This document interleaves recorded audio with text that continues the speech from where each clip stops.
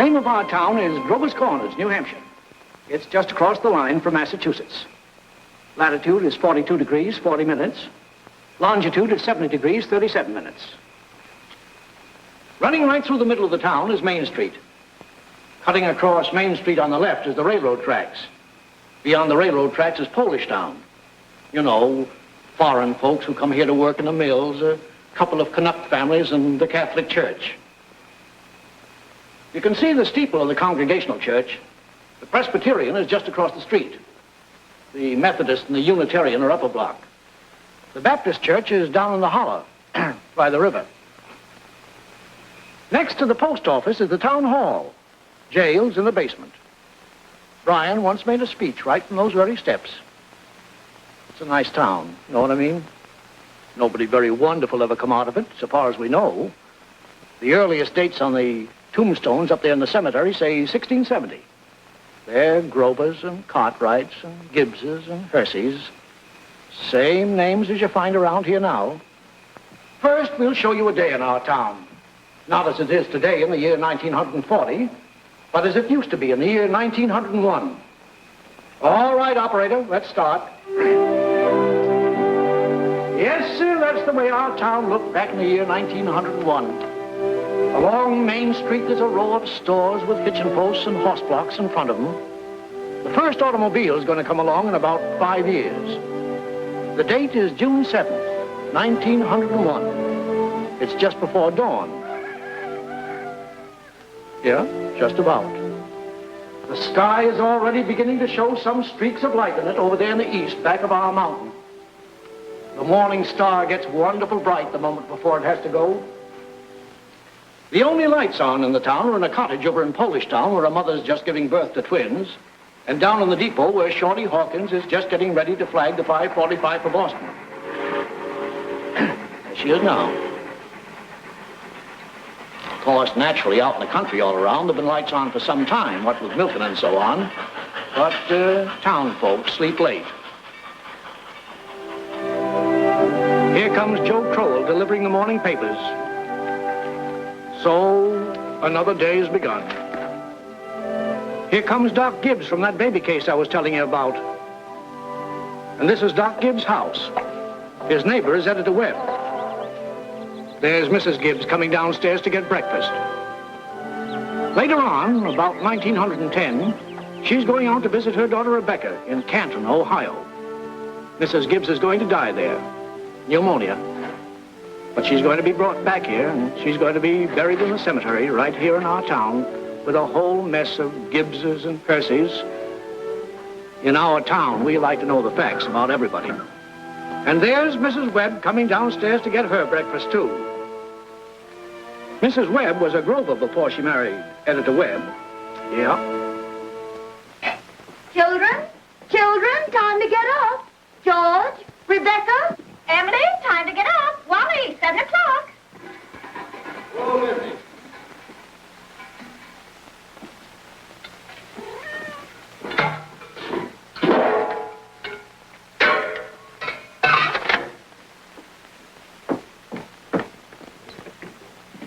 Morning, Hoy. Morning, Miss Gibbs. Seems like you're late today. Yeah, something went wrong with the separator. Don't know what it was.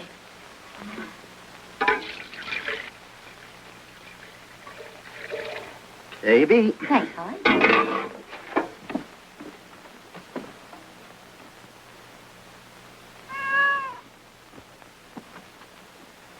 Morning, Miss Webb. Morning, Mr. Newsom. Mighty fine day. Yeah. How's Mrs. Newsom? Good. Emily, Wally, George, Rebecca.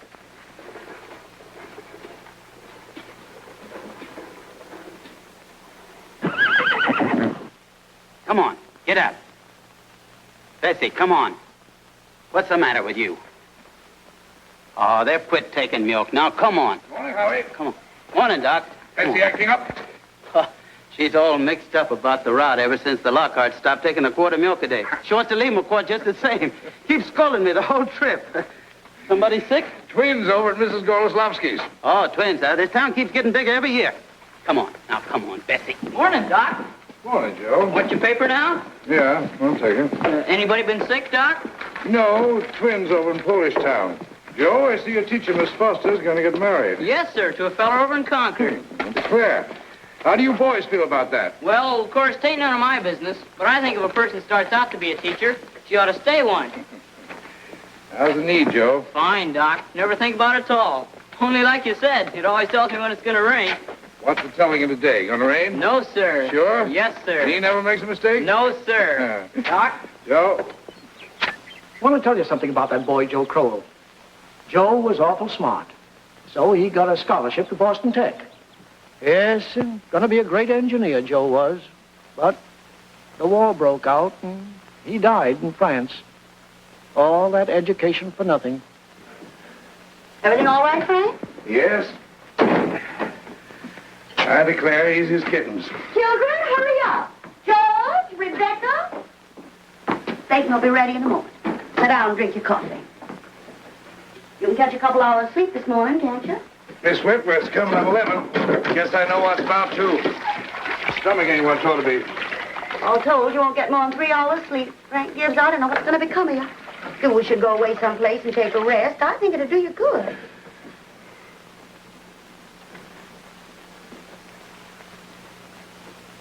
Children, hurry now. Emily, Wally.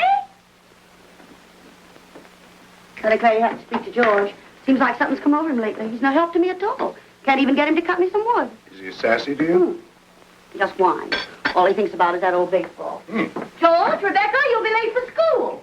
George! George, look sharp. Yes, Pa? Don't you hear your mother calling you? Guess I'll go upstairs and catch 40 weeks. Ma, what dress shall I wear? I washed and ironed the blue gingham for you, special. Oh, Ma, I hate that dress. Oh, hush up with you. Every day I go to school dressed like a sick turkey. Why, Rebecca, you always look very nice. Ma, George is throwing soap at me. I'll come up and slap the both of you. That's what I'll do. Hurry up, children. After 7 o'clock. I don't want to call you again.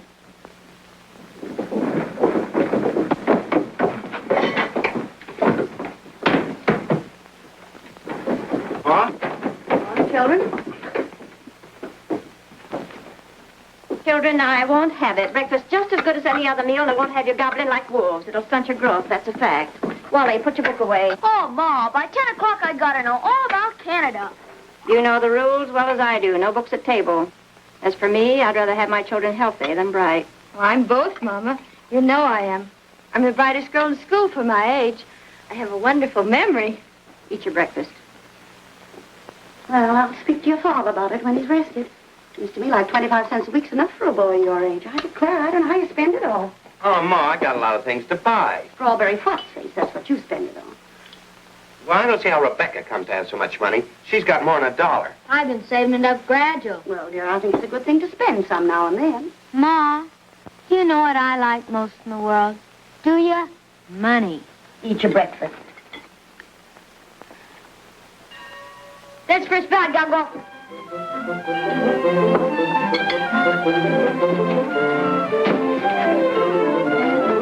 Yep, Wally.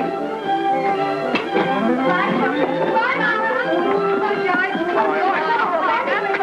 You can play baseball today. I walk fast, but you don't have to run. Wally, pull up your pants with the knee. Rebecca, give Miss Foster my best congratulations. Can you remember that? Rebecca, pick up your feet.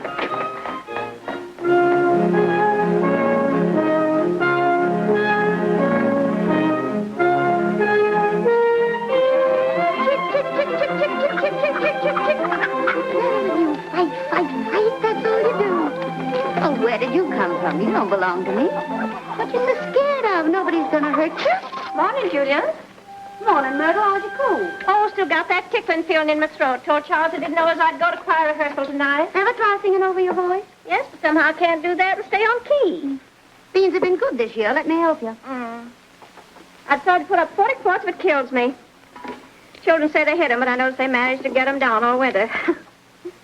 Myrtle, I got to tell you something. If I don't tell somebody, I'll burst. Julia Gibbs. One of those second-hand furniture men from Boston came to see me last Friday. First, I thought it was a patient waiting to see Dr. Gibbs. But he wormed his way right into my parlor. Little Webb, he offered me $350 for Grandmother Hershey's highboys. I'm sitting here. Well, you're going to take it, aren't you? I don't know. You don't know? $350? Well, what's come over you?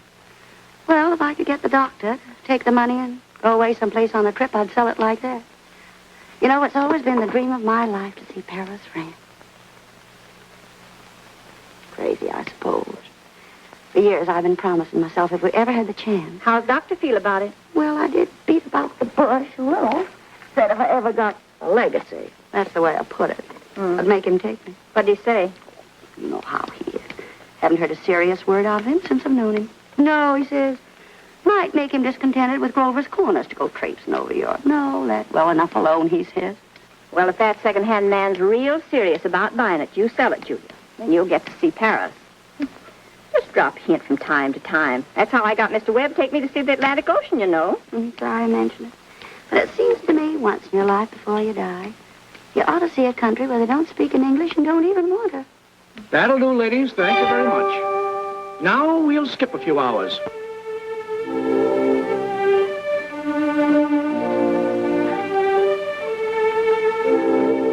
Now, before we get on, I think we ought to have a little more information about the town. A kind of a scientific account, you might say. So I've invited Professor Willard of our state university to come here and kind of sketch in a few details of our past history.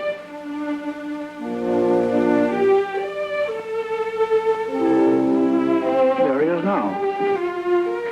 Am I late? Right on time. May I introduce Professor Willard of our state university? Now, just a few brief words, Professor. Unfortunately, our time's limited. Yes, let me see. Grover's Corners. Grover's Corners lies on the old Pliocene granite of the Appalachian Range. I might say that's some of the oldest land in the world. We're very proud of that around here. Some highly interesting fossils have been found. I might say unique fossils. 2 miles north of town in Silas Peckham's cow pasture. These may be seen in the museum of the university at any time. Well, that is, at any reasonable time. Shall I tell them about the meteorological conditions, the mean precipitation, etc.? I'm afraid we won't have time for that, Professor. We might have a few words about the history of man here, though. Oh, anthropological data. Yes. Let's see. Early Amerindian stock, Cotahatchee tribes. No evidences before the 10th century of this era. Now entirely disappeared. Oh, possible traces in 3 families. Migration in the early 17th century of English brachiocephalic blue-eyed stock, and since then some Slav and Mediterranean. And the population, Professor? Within the town limits, 2,640. Oh, is that so? In that case, the population at the moment is 2,642. The postal districts bring in 507 more, making a total of 3,149. Mortality, birth rates, constant. By McPherson's gauge, 6.032. Thank you very much, Professor. I'm sure we're all very much obliged to you. Not at all, sir, not at all. We want it. Good day. And now the social and political report. Oh, Editor Webb? Mr. Webb? Charlie Webb's the father of Wally and Emily. Emily's the smart girl with a good memory. You know, you saw her at breakfast. All right, Editor Webb, it's your turn now. Well, I don't have to tell you that we're run here by a board of selectmen. All males vote at the age of 21. Women vote indirect. Politically, we're 86% Republican, 12% Democrats, 4% Socialists. The rest indifferent. Religiously, we're 85% Protestants, 12% Catholics. Rest indifferent. Very ordinary town, if you ask me, but our young people here seem to like it well enough. Lots of them settle down right here to live, even after they've been away to college. Now, is there anybody in the audience who'd like to ask Editor Webb any questions about our town? Is there much drinking in Grover's Corners? Well, ma'am, I wouldn't know what you'd call much. Saturday nights, the farmhands meet down at Ellery Greenaw's stable and holler some. We got 1 or 2 town drunks, but they're always having remorses every time an evangelist comes to town. No, I'd say that liquor wasn't a regular thing in the home here, except in the medicine chest. Right good for snake bites, you know, always was. Mr. Webb. Yes? Mr. Webb, is there any culture or love of beauty in Grover's Corners? Well, no, ma'am, not much. That isn't the sense you mean. There's some girls that play the piano over at the high school commencement, but they ain't happy about it. No, there ain't much culture. Robinson Crusoe and the Bible and Handel's Largo, we all know that, and Whistler's Mother. That's about as far as we go. Thank you very much, Mr. Webb. Is there no one in town aware? No, I'm sorry, but we haven't time for any more questions. We must be getting on with the picture. It's getting on in the afternoon. All 2,642 have had their dinners. All the dishes have been washed. There's an early afternoon calm about the town. Charlie Webb's going home to mow his lawn. 1 man in 10 thinks it's a privilege to push his own lawnmower. The afternoon session of school is over. Doc Gibbs is in his office tapping people and making them say, ah, ah.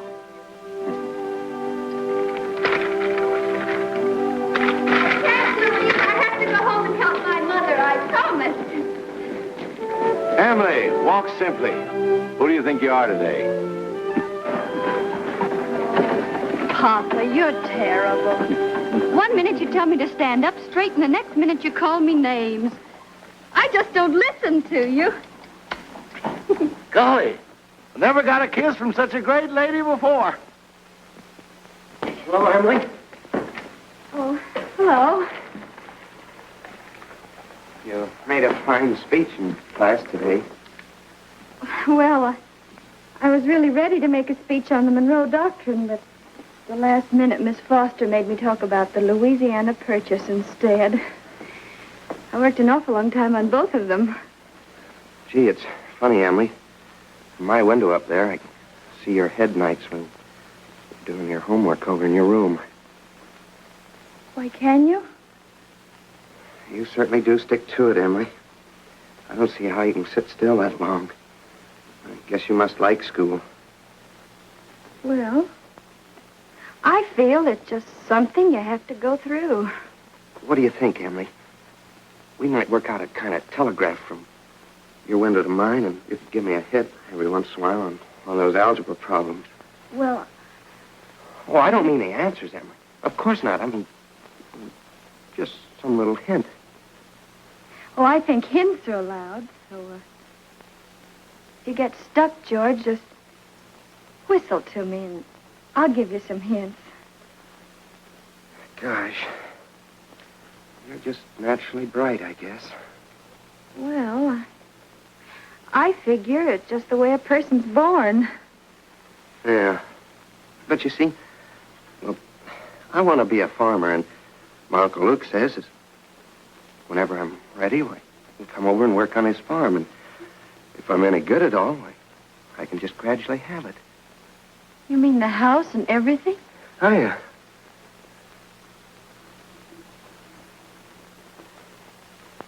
Well, I guess I better be getting off the baseball field. Thanks for the talk, Emily. Afternoon, Mrs. Webb. Hey, George. So long, Emily. So long, George.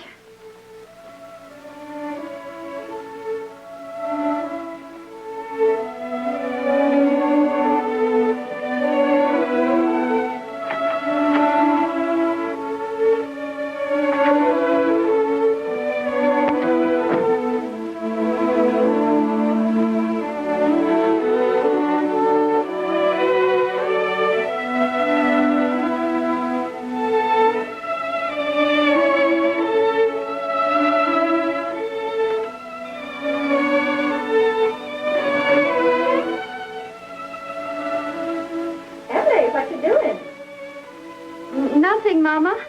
If you're doing nothing, you can come in here and help me with this yarn.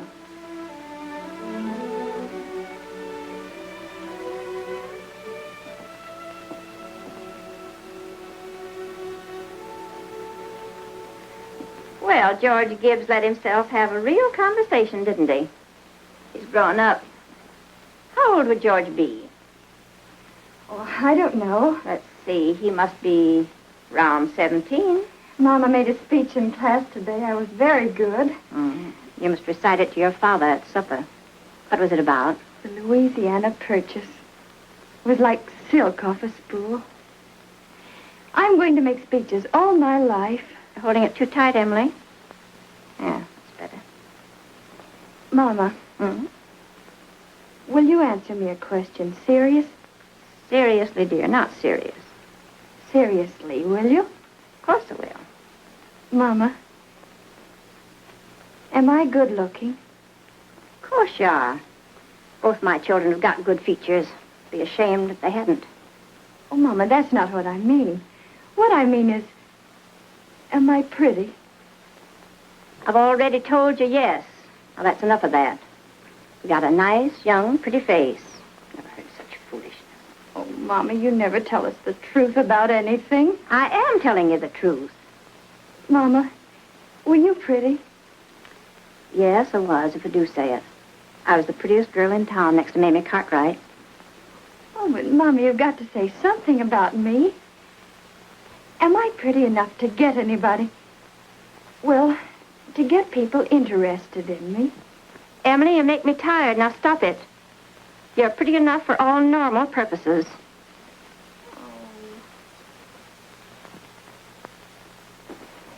It's evening. You can hear the choir practicing in the Congregational Church.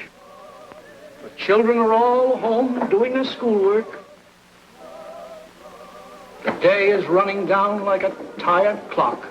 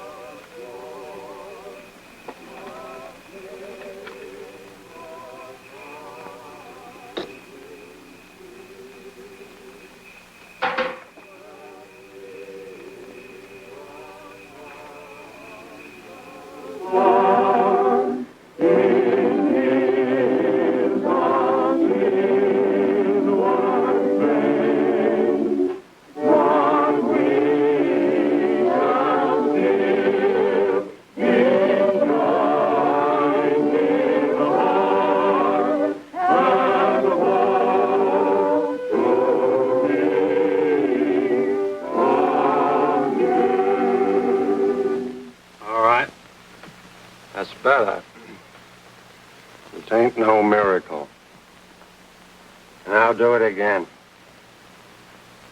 And remember, ladies, music come into the world to give pleasure. I'll try it again.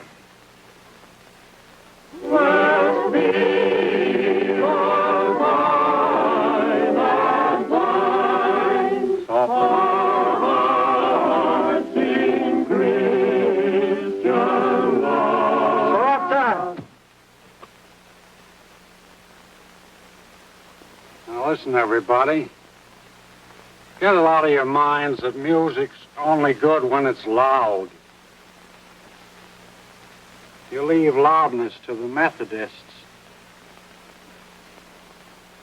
You couldn't beat them, even if you wanted to. Once again now, art thou weary? Art thou languid? It's a question, ladies and gentlemen. Make it talk. Oh, and remember, on Sunday, take the second verse real soft. Sort of die out at the end. Ready?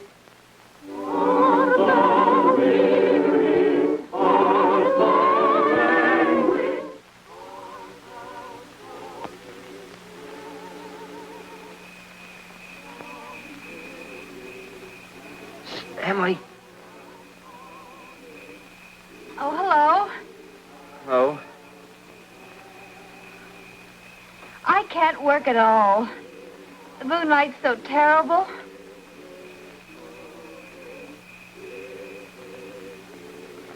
Emily, did you get the third problem? Which? The third. Oh, yes, George. That's the easiest of them all. I don't see it. Well, Emily, could you give me a hint? Well, I'll tell you one thing. The answer's in yards. In yards? What do you mean? Square yards. Oh, square yards. Well, yes, George, don't you see? Yeah. Square yards of wallpaper. Oh, I see. Square yards of wallpaper. Thanks a lot, Emily. You're welcome. My. Isn't the moonlight terrible?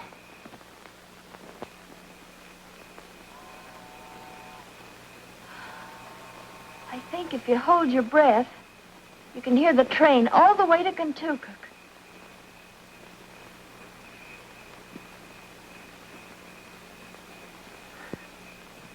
Hear it? Oh, what do you know?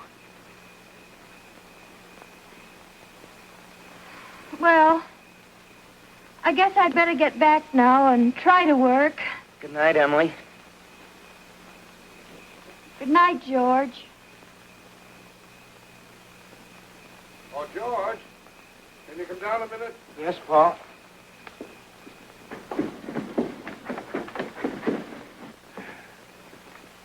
Make yourself comfortable, George. I'll only keep you a minute.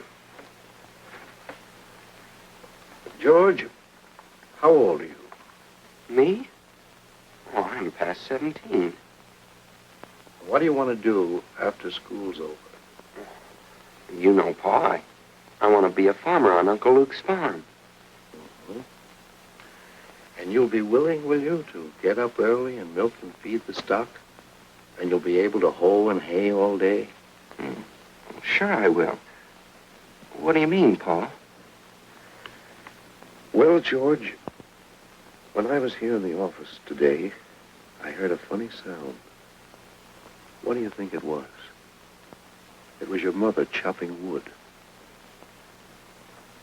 Now, there you see your mother, getting up early, cooking meals all day, washing and ironing, and yet she has to go out in the backyard and chop wood.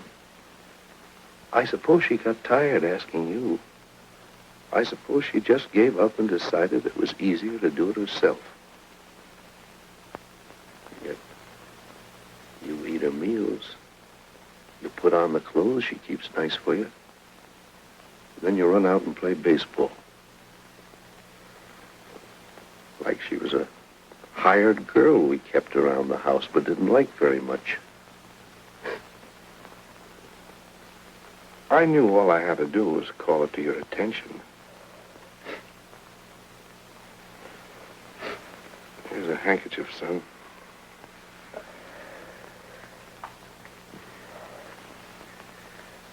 I wonder what's happened to your mother.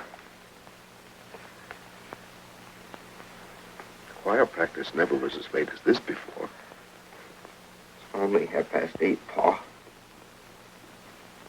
I don't know what she wants in that choir anyway. She hasn't got any more voice than an old crow.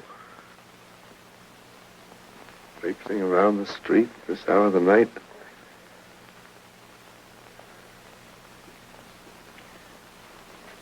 It's just about time you retired, don't you think, George?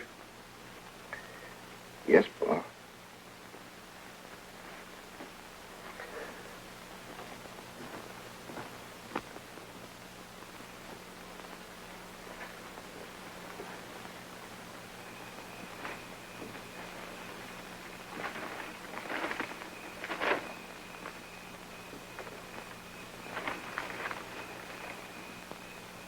Nice late.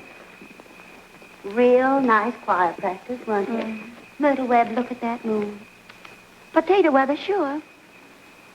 Well, naturally, I didn't want to say a word about it in front of those others. But now we're alone. Really, it's the worst scandal that ever was in this town. What? Why, Simon Stimson. No, Luella. But, Julia, to have the organist of a church drink, and drunk year after year. Luella. Julia, you know he was drunk tonight. Now, Luella, we all know about Mr. Stimson, and we all know about the troubles he's been through. And Dr. Ferguson knows, too. And if Dr. Ferguson is willing to keep him on in his job there, the only thing the rest of us can do is just not to notice it. Not to notice it? But it's getting worse. No, it ain't, Luella. It's getting better. I've been in that choir twice as long as you have, and it doesn't happen anywhere near so often. Oh, my. I hate to go to bed on a night like this. Well, good night, Luella. Good night. Good night, Julia. Night, Myrtle. You can get home all right, Luella? Oh, it's bright as day. I can see Mr. Soames scowling at the window now.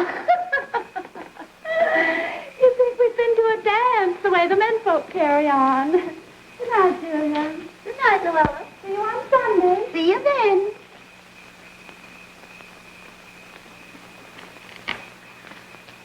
Well, we had a real good time. You're late enough. Frank ain't any later than usual. You stopping to gossip with a lot of hens. Now, don't be grouchy. Smell my heliotrope.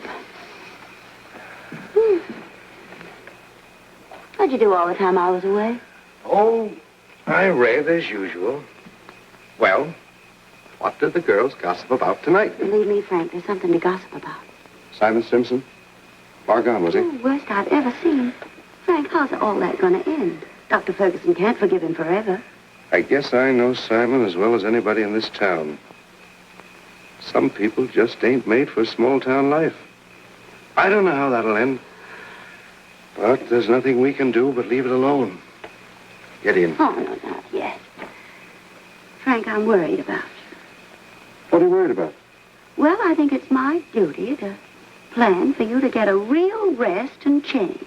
And if I get that legacy, I'm going to insist upon it. No, Julie, no. There's no sense in going all over that again. Come on. It's getting late. First thing you know, you'll catch a cold. I gave George a piece of my mind tonight. I reckon you'll get your wood chop. For a little while, anyway. You know, Frank, Mrs. Fairchild always locks the front door every night. All the people up in that part of town do. They're all getting too cityfied. That's the trouble with them.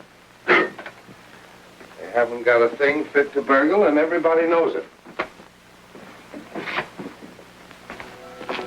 Good evening, Constable. Good evening, Mr. Webb. Quite a moon. Yeah. All quiet tonight? Simon Stimson is rolling around a little. I just saw his wife moving out to hunt for him. So I looked the other way. There he is now.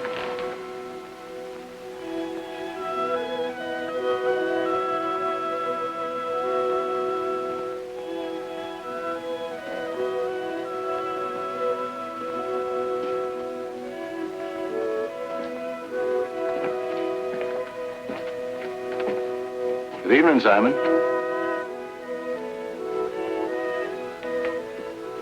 Good evening. Most of the town settled down for the evening. Guess we'd better do the same.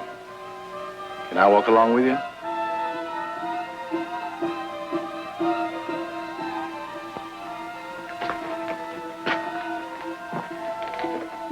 Good night.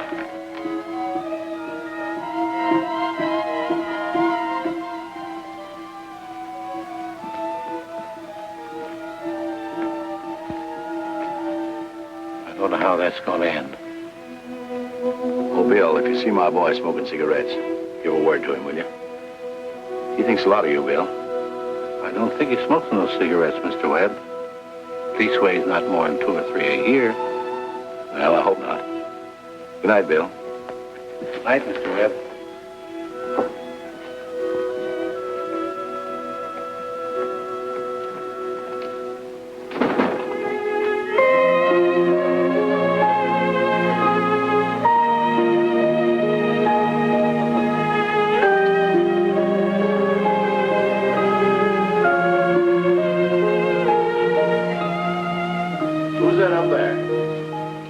you, Myrtle?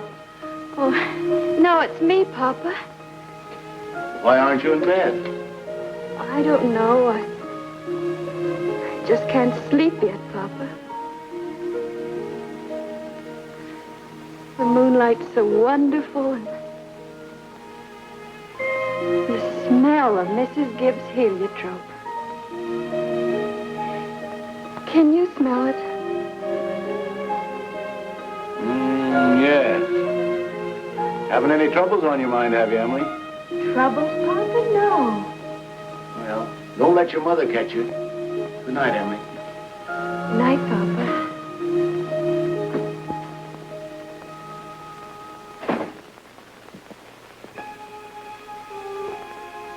I never told you about that letter Jane Crawford got from her minister when she was sick. He wrote Jane a letter, and on the envelope, the address was like this. It said, Jane Crowfoot, the Crowfoot Farm, Grover's Corners, Sutton County, New Hampshire, the United States of America. What's funny about that? But listen, it's not finished. The United States of America, continent of North America, Western Hemisphere, the Earth, the solar system, the universe, the mind of God. That's what it said on the envelope. What do you know? Yep, and the postman brought it just the same. What do you know?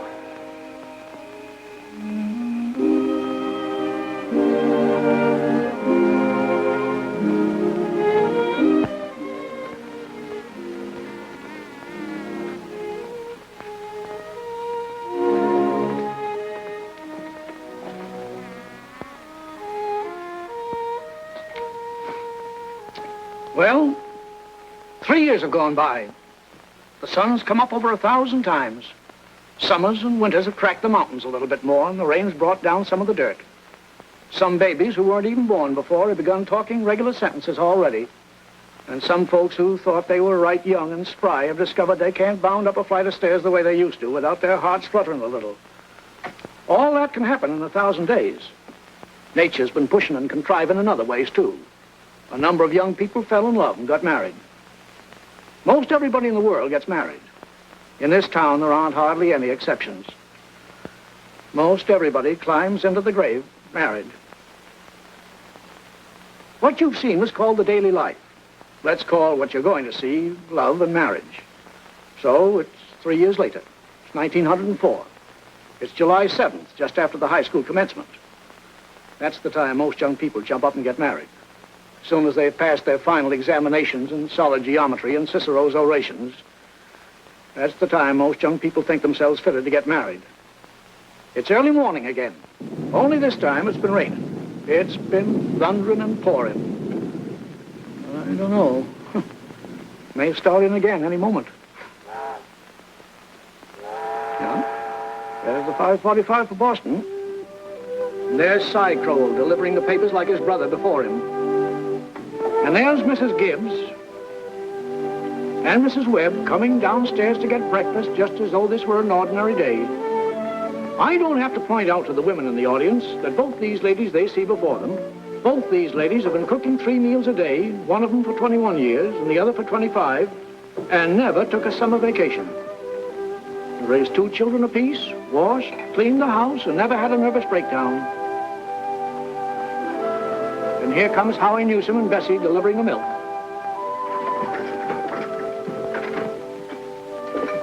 Morning, Howie. Morning, Si. Anything in the paper I ought to know? Nothing much. Except for losing about the best baseball pitcher Grover's Corners ever had. George Gibbs, huh? I don't see how I'd give up a thing like that just to get married. Would you have, Howie? Can't say. Never had no talent that way. But in '95, we had a player, Si, that even George Gibbs couldn't have touched. Name of Hank Todd. But he went down to Maine and become a parson. Wonderful ball player. Si. Howie?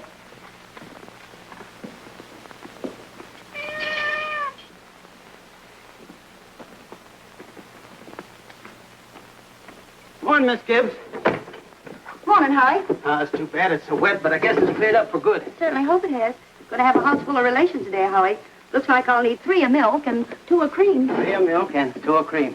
My wife says to tell you we hope they'll be happy. No, they will. Thanks a lot, Howard. Tell your wife I hope she gets the wedding. Maybe she can. She'll get there if she can.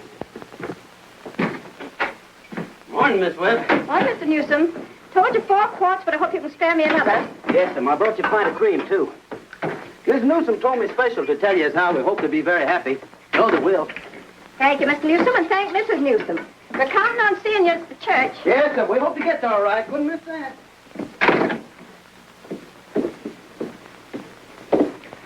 Well, Ma, day's come. We're losing one of your chicks. Frank Gibbs, don't you say another word. I feel like crying any minute. Sit down, drink your coffee. Groom's upstairs shaving himself, only there ain't very much to shave. He's whistling and singing like he was glad to leave us. Every now and then saying, I do, to the mirror. But it don't sound convincing to me. I declare, Frank, I don't know how he's going to get along. I've always arranged his clothes for him, seen to it that his feet were dry and he had warm things on. They're too young, Frank. Emily will never think of those things. You'll catch his ethic cold within a week. I remember my wedding morning, Julie. Don't stop that, Frank, yes. I was the scaredest young fellow in the state of New Hampshire. Thought I'd made a mistake for sure. And when I saw you coming down the aisle, I thought you were the prettiest girl I'd ever seen. The whole trouble was I'd never seen you before. There I was, right in the Congregational Church, being married to a total stranger. Well, how do you think I felt? I tell you, Frank, weddings are perfectly horrible things. Farces, that's what they are. Made something for you. Why, Julie Hersey. French toast. It ain't hard to make. Besides, I had to do something. How'd you sleep last night, Julie? Heard a lot of hours struck off. I get a shock every time I think of George setting out as a family man. That great, gangling thing. I tell you, Julie, there's nothing in the world so terrifying as a son. The relation between a father and a son is the dangest, awkwardest... Well, mother and daughter's no picnic, I can tell you. I do. I do. I do. They'll have a lot of trouble, I suppose, but that's none of our business. Everybody's got a right to their own trouble. You know one thing that scared me when I married you? Go along with you. I was afraid we didn't have material for conversation more than it'd last a few weeks.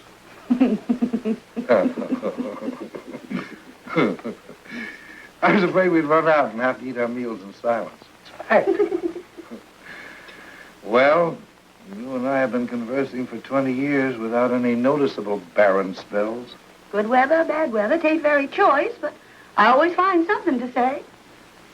Did you hear Rebecca stirring around up there? No. This is the only day in the year when she isn't managing everyone's affairs up there. She's hiding in her room, and I have an idea she's crying. Land sakes, this has got to stop. Rebecca? Rebecca, come and eat your breakfast.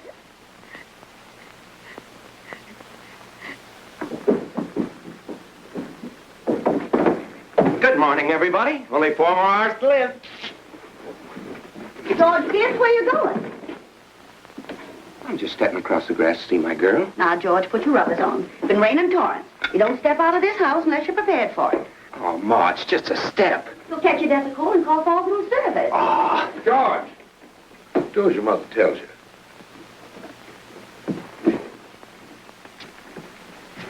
From tomorrow on, you can kill yourself in all weathers. But when you're in my house, you'll live wisely, thank you. Maybe Mrs. Webb ain't used to call us at 7 o'clock in the morning. Here, have a cup of coffee first. be back in a minute. Good morning, Mother George. Webb. Goodness, you frightened me. George, I hate to say it, but you understand I can't ask you in. Why not? You know as well as I do a groom can't see his bride on his wedding day. Not till he sees her in church first. Oh, that's just a superstition. Good morning, Mr. Webb. Morning, George. You don't believe in that superstition, do you? There's a lot of common sense in superstitions, George. Millions have followed it, and don't you be the first to fly in the face of custom. How's Emily? She hasn't waked up yet. Haven't heard a sound out of her. Emily's asleep. Well, no wonder we were up till all hours, sewing and packing. Tell you what I'll do, George. You sit down here with Mr. Webb for a minute, drink that cup of coffee. And I'll run up and see that she doesn't come down and surprise you. There's some bacon there. I don't be too long about it.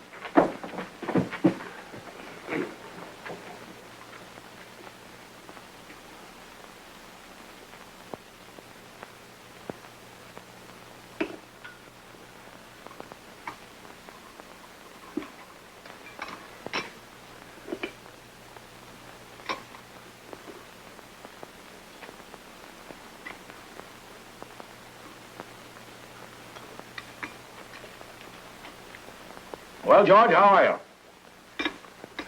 Oh, I'm fine. Mr. Webb, what common sense could there be in a superstition like that?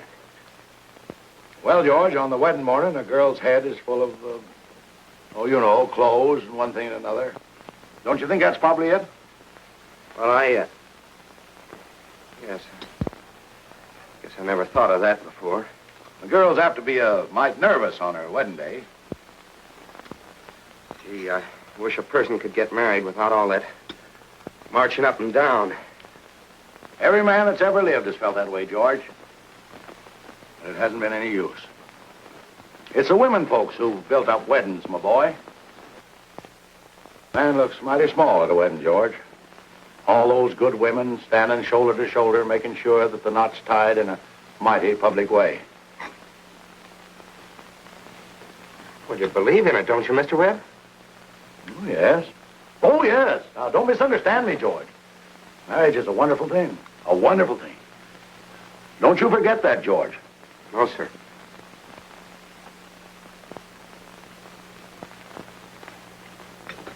Mr. Webb, how old were you when you got married? Well, you see, I had been to college, and I'd taken a little time to get settled. But Mrs. Webb wasn't much older than what Emily is. Oh, age hasn't much to do with it, my boy.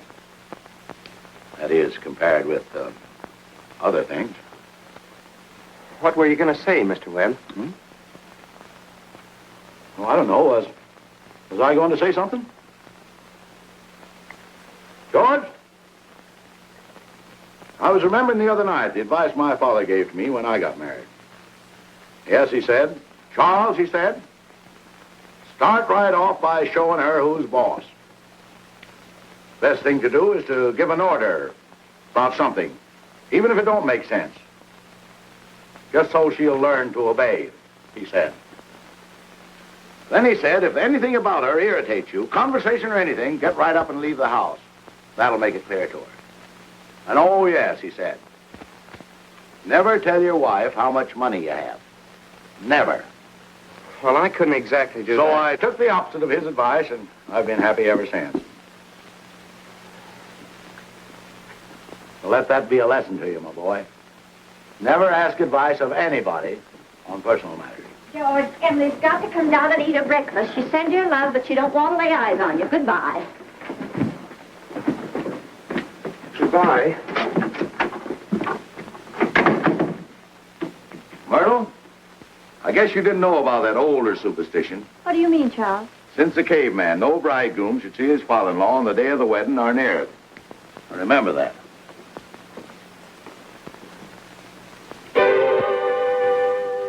Now, before we get on with the wedding, I think we should see how it all began, this plan to spend a lifetime together. I'm awfully interested in how such big things begin. You know, you're 21 or 22, and then you're 70. You've been a lawyer for 50 years, and the white-haired lady beside you has eaten 50,000 meals with you. How do such things begin? Now, George and Emily are going to show you the conversation they had when they first knew, as the saying goes, they were meant for one another. Now, it all happened last year on the way home from school. George had just been elected president of the senior class, and Emily had just been elected secretary and treasurer. Now, you all know how important that is. Emily, can I carry your books home for you? Well, thank you. It isn't far. Bob, if I'm late, start practicing. Give Herb some long high ones. All right. Awfully glad you were elected, too, Emily. Thank you. Emily, why are you mad at me? Well, I'm not mad at you. You've been treating me so funny lately. Well, since you asked me, I might as well say it right out, George. Goodbye, Miss Corcoran. Emily? Hi, Miss Cochran. George? What is it? I don't like the whole change that's come over you this last year. I'm sorry if that hurt your feelings, but I just got to tell the truth and shame the devil. A change? What do you mean? Well, up to a year ago, I used to like you a lot. I used to watch you while you did everything. Because we'd been friends for so long. And then you started spending all your time at baseball, and you never stopped to speak to anybody anymore. Not to really speak. Not even to your own family you didn't. And George, it's a fact. Since you've been captain, you got awful stuck up and conceited, and all the girls say so. Hurts me to hear them say it, but I have to agree with them a little because it's true. Oh, gosh, Emily. I never thought that such a thing was happening to me. I guess it's hard for a fellow not to have some faults creep into his character. Always expect a man to be perfect, and I think he should be. Well, I don't think it's possible to be perfect, Emily. Well, my father is. And as far as I can see, your father is. And there's no reason on earth why you shouldn't be, too. I feel that it's just the other way around. That, well, men aren't naturally good, but girls are. Well, you might as well know right now that I'm not perfect. It isn't as easy for a girl to be perfect as a man because, well, we girls are more nervous. Oh, now, I'm sorry I said that about you. I don't know what made me say it. Emily... Now I can see it isn't the truth at all. Suddenly I feel it isn't important anyway.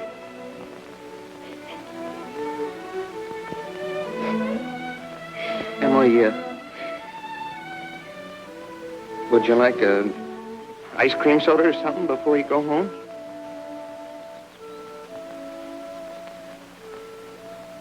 Thank you, I would.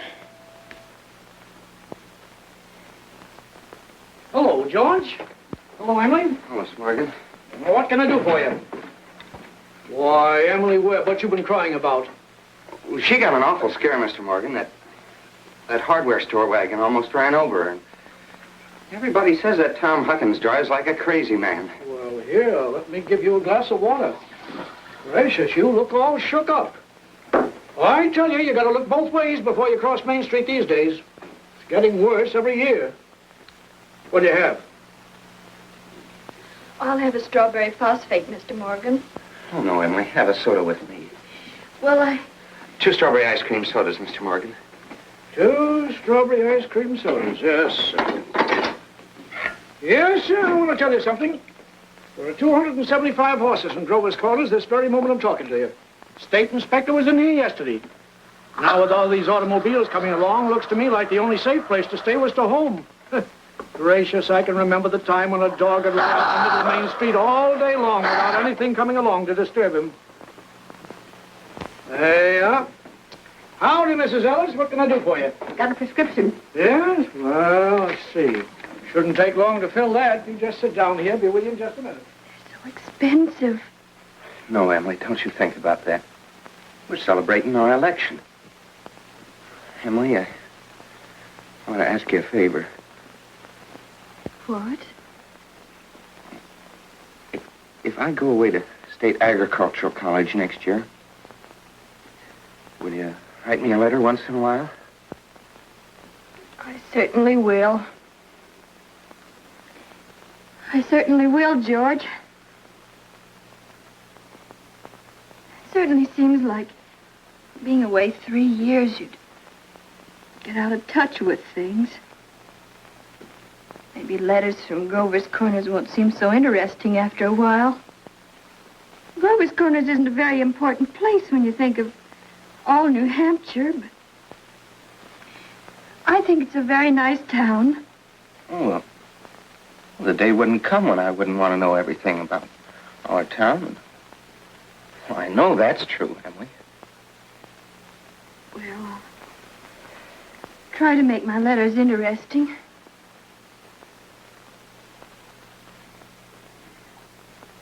You know, Emily, whenever I meet a farmer, I ask him if he thinks it's important to go to agricultural school to be a good farmer. Why, George.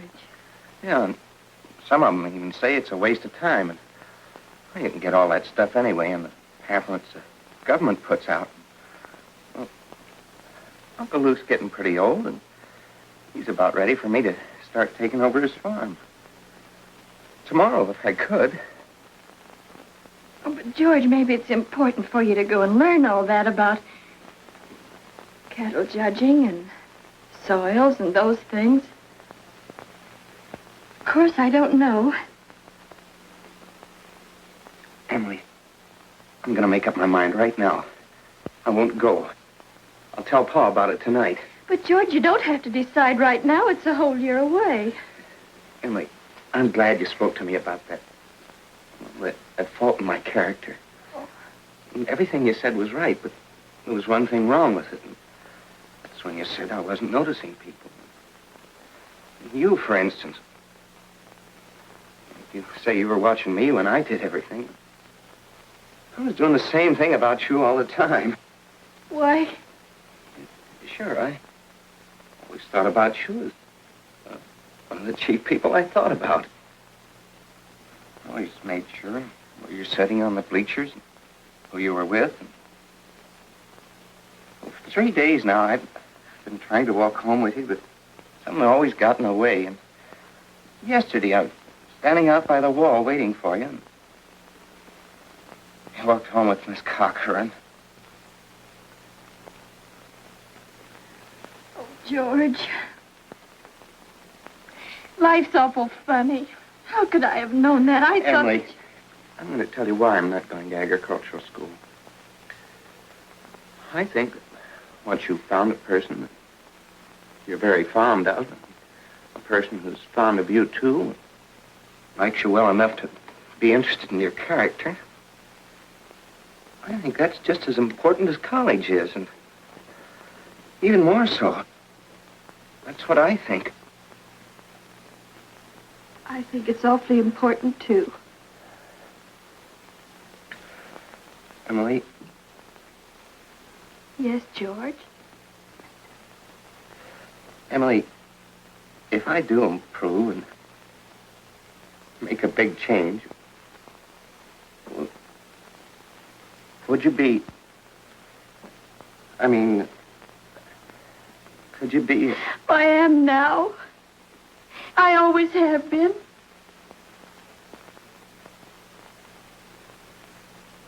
So I guess this is a pretty important talk we've been having.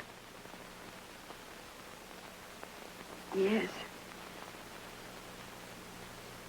Yes.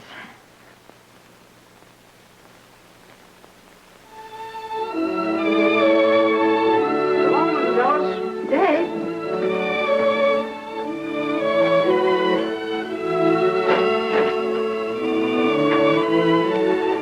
If you'll wait a minute, I'll walk you home.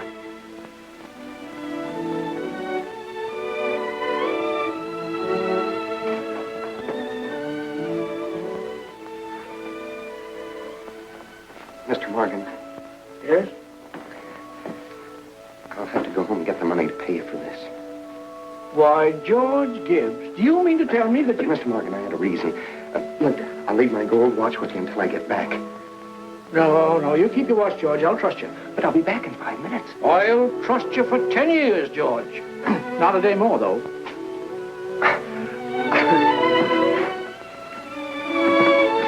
Feeling all right now, Emily? Oh, yes. Thank you, Mr. Morgan. It's nothing. I'm ready.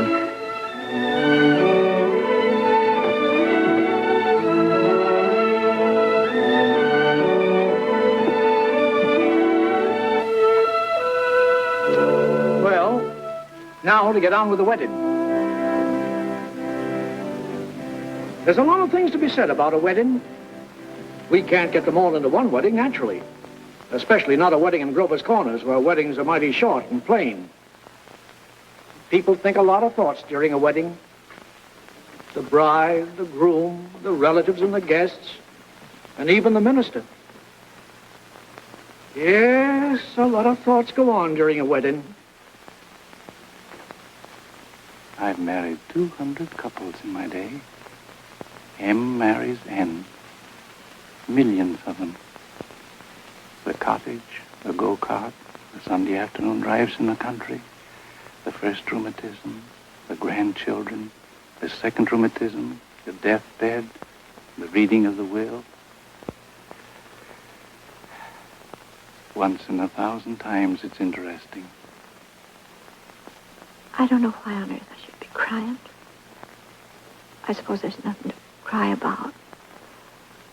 This morning at breakfast, it just come over me. There was Emily eating her breakfast as she's done for 17 years. She's going out of my house. I suppose that's it. I never felt so alone in my whole life. I don't want to get married. Why can't I stay for a while as I am? Papa, darling, don't you remember what you used to say all the time, that I was your girl? I don't want to get married.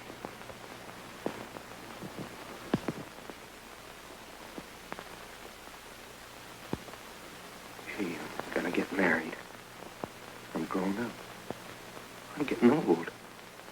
I don't want to get old. Taking on all these responsibilities. Why is everybody pushing me so?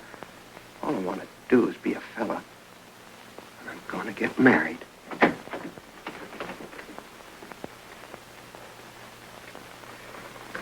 Cheer up, Ma. I'm getting married. Come on, Ma. Now, Ma, you say Thursday nights. Emily and I'll be over for supper every Thursday night. You'll see. Come on, Ma. We've got to get ready for this. Got the ring? Oh, yes, sir. Come on.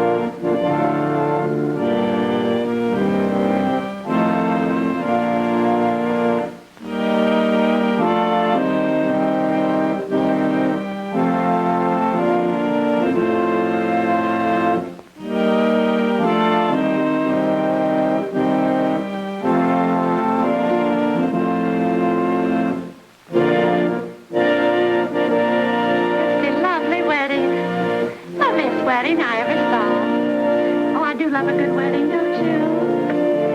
Doesn't she make a lovely bride?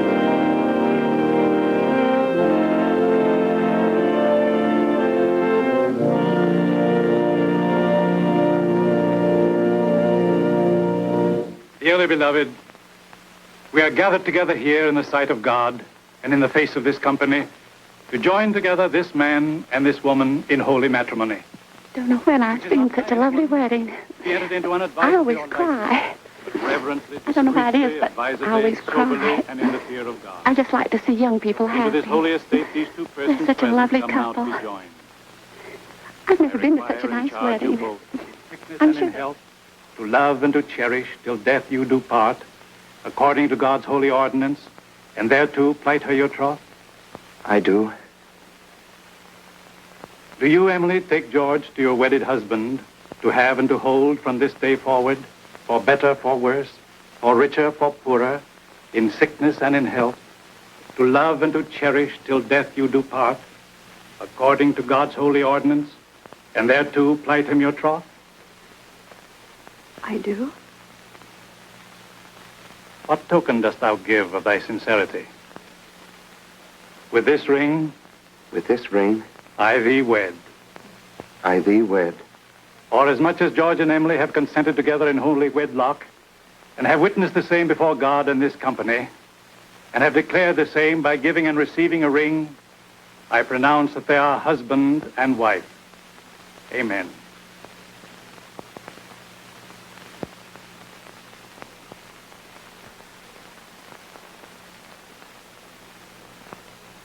I mean, ever and ever.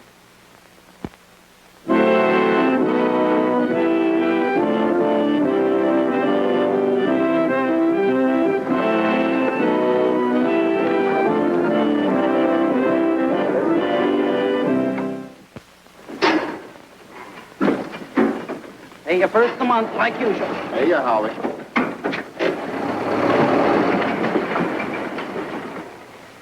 Man his age shouldn't be driving one of those things. Not when he's got a lot of young fellas to do it for him. Well, Howie likes to deliver the milk himself. Says he gets the feel of the town that way. You know, in all these years, he never kept a book. Carries all the accounts in his head. I hear he's been doing so well, he's begun locking his front door at nights. Afraid of burglars. Ain't no burglars in this town yet. No, but Howie's heard about them.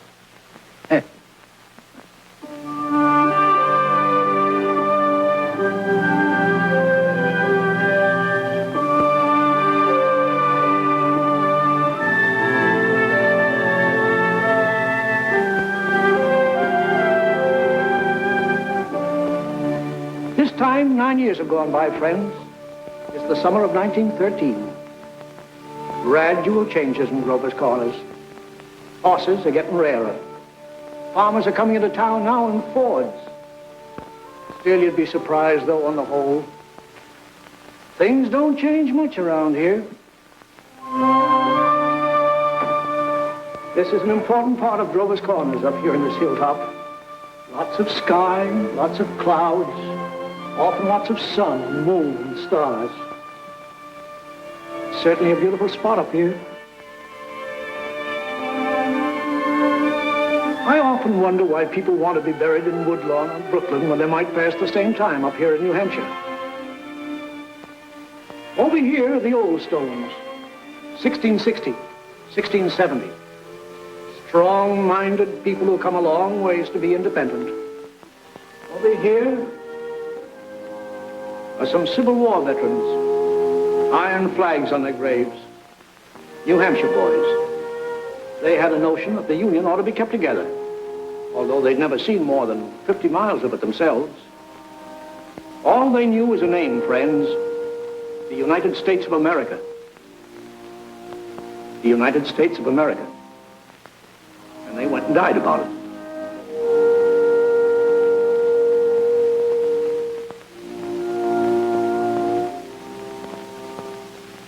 This is the new part of the cemetery. There's Mrs. Soames, who enjoyed the wedding so much, remember? There's our friend, Mrs. Gibbs. Yeah, Doc Gibbs lost his wife 3 years ago, just about this time. And Editor Webb's boy, Wallace, whose appendix burst on a Boy Scout trip to Crawford Notch. There's Mr. Stimson, the organist at the Congregational Church. He drank a lot, they used to say. Hung himself in the attic. They tried to hush it up, but of course it got around. He wrote his own epitaph. Ain't a verse exactly, it's just a lot of notes. I wouldn't know what it was. It was all read up in the Boston papers at the time, though. A lot of sorrows kind of quieted down up here, too. All those important things, mother and daughter, husband and wife, enemy and enemy, money and miser. All those terribly important things. The earth part kind of burns away, burns out. And what's left? What's left when memory is gone? And your identity, Mrs. Smith? Something eternal. We all know down in our bones that something is eternal, and that something has to do with human beings. All the greatest people that have lived for the past 5,000 years have been telling us that. And yet you'd be surprised how we lose sight of that fact. There's something eternal about every human being. I guess I'm thinking these thoughts today on account of our friend Emily. Another baby's expected down at that happy home we saw started. It's Emily's second. There's a little boy about 6 years old. But this time Emily's pretty sick. Doc Gibbs is going around these days with a mighty worried face.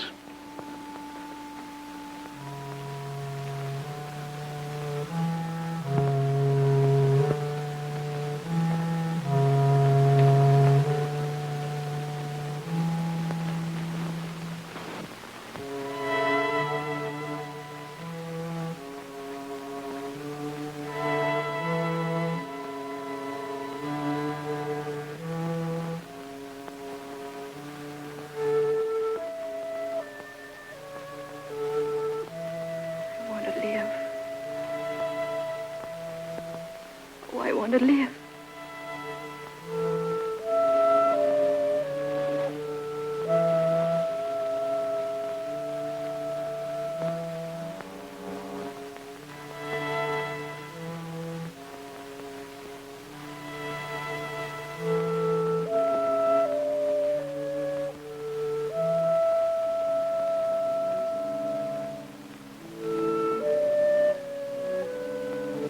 Who's coming now, Julia? My daughter-in-law, Emily Wade. What ails her? Trouble bringing a baby into the world. Why, I remember Emily's wedding. Wasn't it a lovely wedding? I remember I called on George and Emily at their farm just before I died. Perfectly beautiful farm.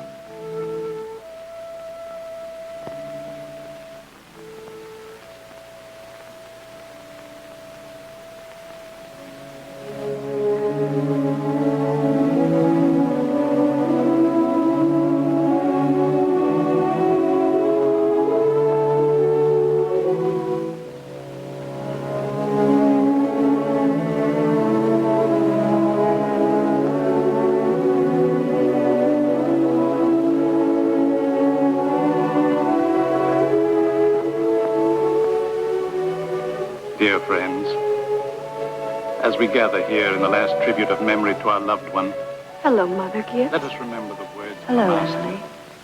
Hello, I Emily. am the resurrection and the Hello, life. Mrs. Soames. He that believeth Hello, sis. Hello, Wally. eternal in the heavens.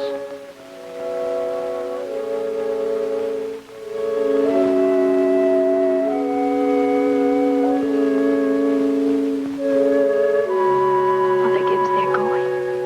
Yes, dear.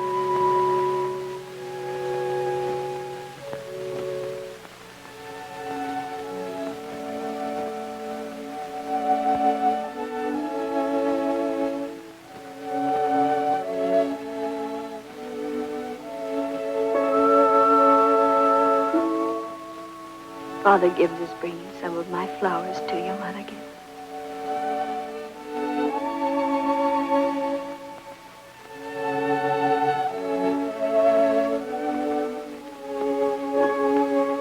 Mother Gibbs, I never realized how troubled and sad he looks. I loved him so. Father Gibbs. Father Gibbs.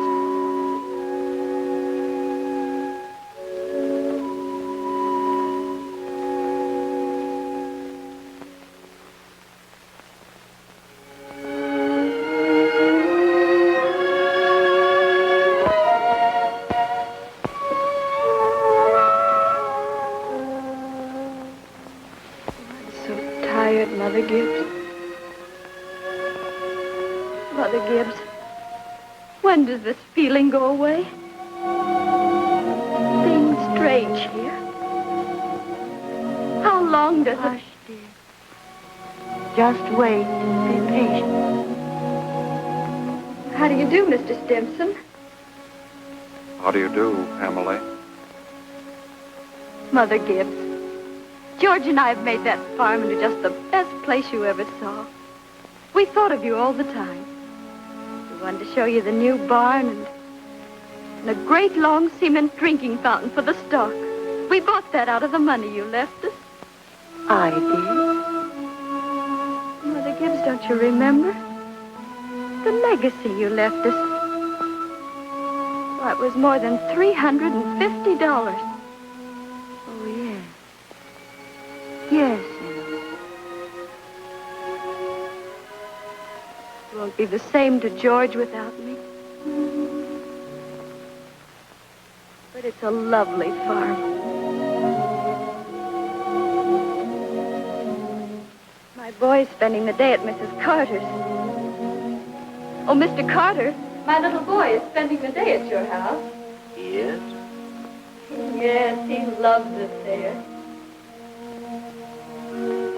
Mother Gibbs, one can go back in memory and live each of those days over again.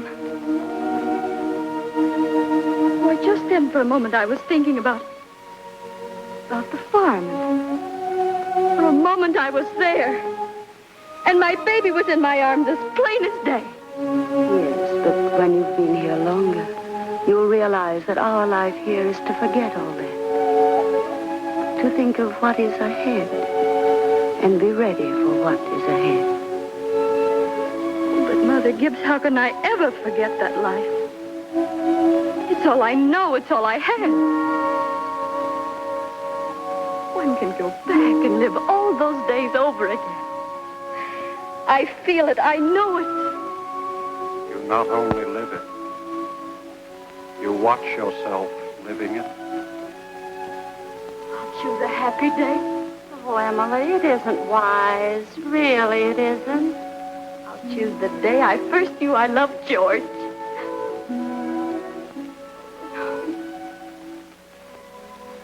Why should that be painful? Because it's the happiest days that are the hardest to relive and to forget. I must. Then choose an unimportant day. Choose the least important day in your life. It will be important enough.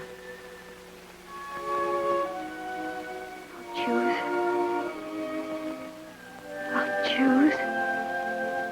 Yes, Emily. Think hard. Remember.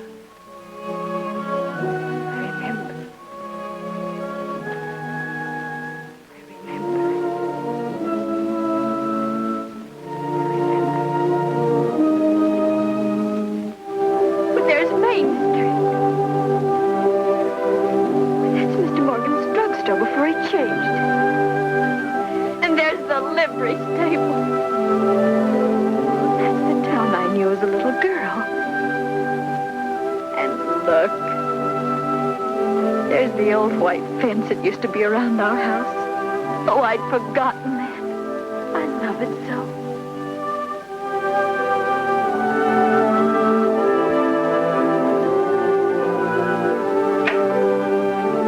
There's Mama coming downstairs to make breakfast.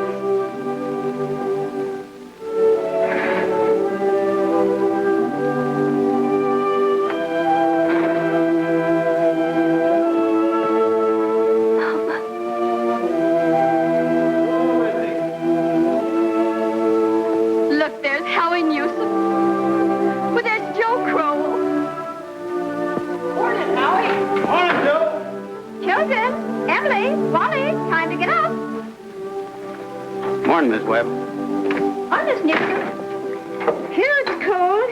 Yes, envelope of my bond, Miss Webb.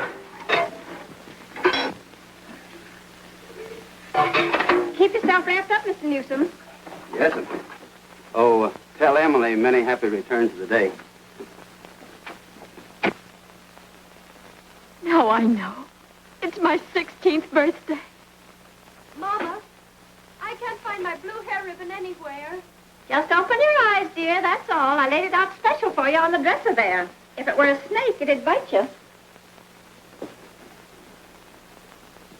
How young Mama looks. I didn't know Mama was ever that young. Morning, Howie. Morning, Mr. Webb. There's Pop. You're up early. Yeah, I've been back from old college in New York State to make a speech. Any news here?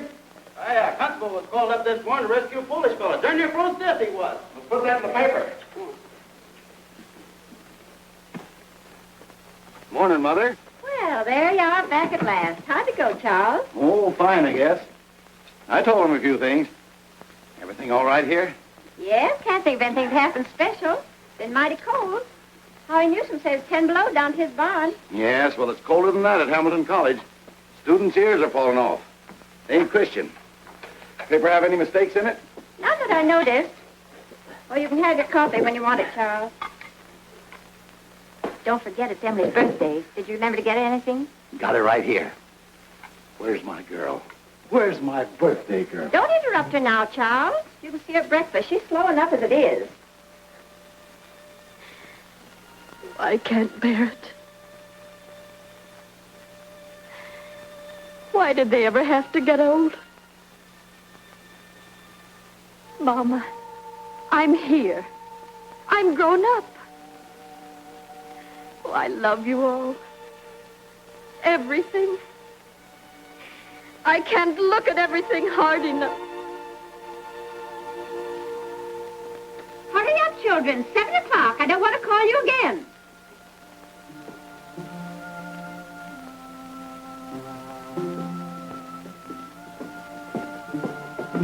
Morning, Mama.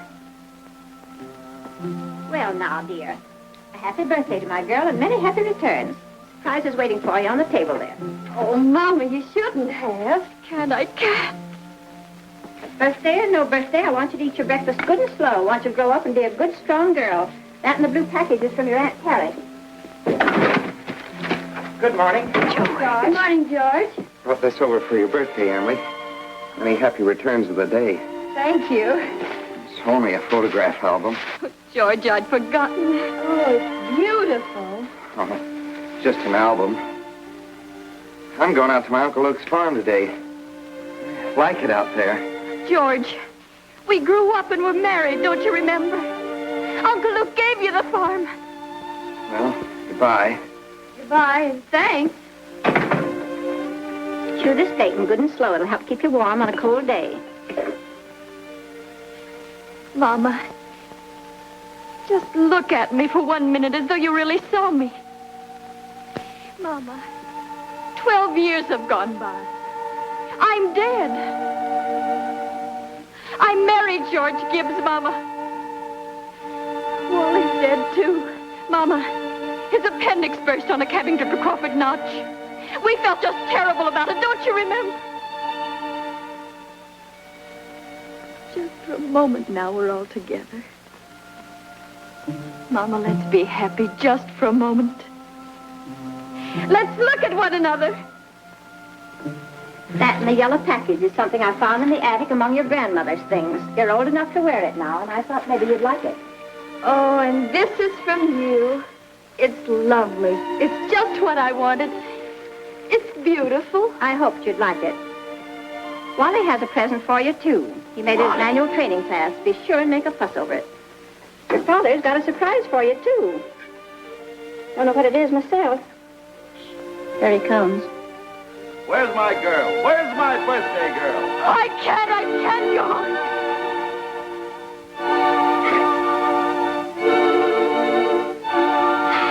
It goes so fast. We don't have time to look at one another.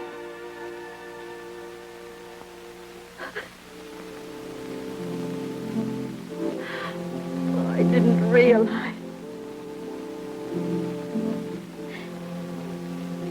So all that was going on. And we never noticed. First I go back to my grave. Wait.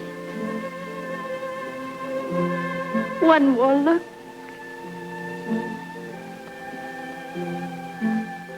Goodbye. Goodbye, world. Goodbye, Grover's Corner. Mama, Papa. Goodbye to clocks ticking. My butternut tree and Mama's sunflowers. Food and coffee. New iron dresses and hot baths. And sleeping and waking up. Oh, Earth, you're too wonderful for anybody to realize you. Do any human beings ever realize life while they live it? Every minute. Oh, I want to live, I want to live, I want to live. Of course you do, Emily. Of course.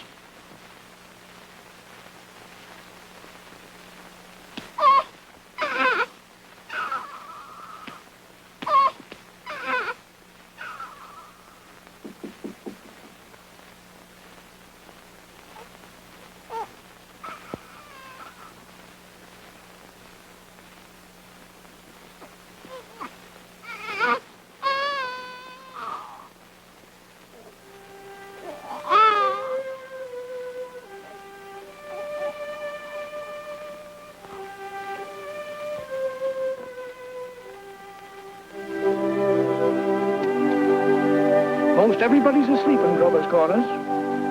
Oh, there are a few lights on. Down at the depot, Shorty Hawkins has just watched the Albany train go by. And of course, out in George and Emily's farm, they're still up. Talking over the new baby, I suppose. It's like what one of those Midwestern poets said. You gotta love life to have life, and you gotta have life to love life.